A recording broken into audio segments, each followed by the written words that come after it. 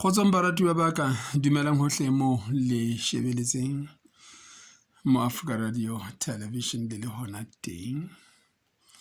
Ke ditaba tsa lelapa leso, lelapa la bo dikgotsatsana, di tletse le makubu ke kgolo ko mona mo re leng hona teng.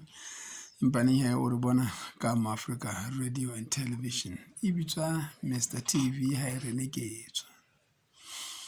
Re ntse re tswela pele ho ithuta lentswe la Modimo, re ithuta bophelo, re ithuta philosophy, re ithuta ho nahana ka botebo, ditaba tsa bophelo ba letsatsi le leng le le leng. Re leka ho leleka stress, re leka ho leleka dipelo, re leka ho leleka makgatello tsa maikutlo le dintho tsena kaofela ka hore re imatlafatse ka lentswe la Modimo ile re tle re tseba hore ntho enngwe le enngwe re e bonang tlasa letsatsi le kgwedi ha e ntjha.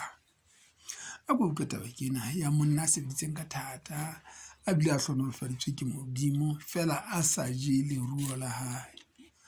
Ke a tseba e tla re ha o e bala o tla o so re banna ke borankudi kae, banna ke kgotsang moshweshwe, he banna ke eng, banna batho bana ba ntate ke le tjena ntate nka be ke le motho ntate. Batho ba dula matlong a matshwinyana, batho ba na le di-radio, ba na le dikoloi tse majabajaba, nna ke ntse ke sena letho ho ke setseng ka hona ke setumo fela.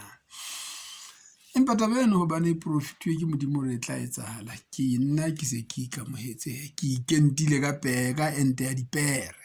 Ha re utlwe ho na le bobe bo bong bo ke bo boneng mona lefatsheng, mme bo imela batho haholo.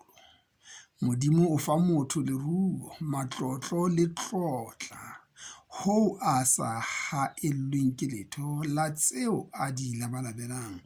Empa Modimo ha ke a mo fa matla a hore tsena a di je ebe di jewa ke motho e mong. Hona ke lefela ke bobe bo tlang pele. Modimo a bokwe. Ke a o rapedisa go skempa ba jwalo ho wena. Ha eba ho jwalo, amohela moratuwa wa ka hore ke tse seng di etsahetse di fete, o hahamalle pele moratuwa morena ka lebitso la morena wa rona Jesu Kriste. Amen. Amen. Good.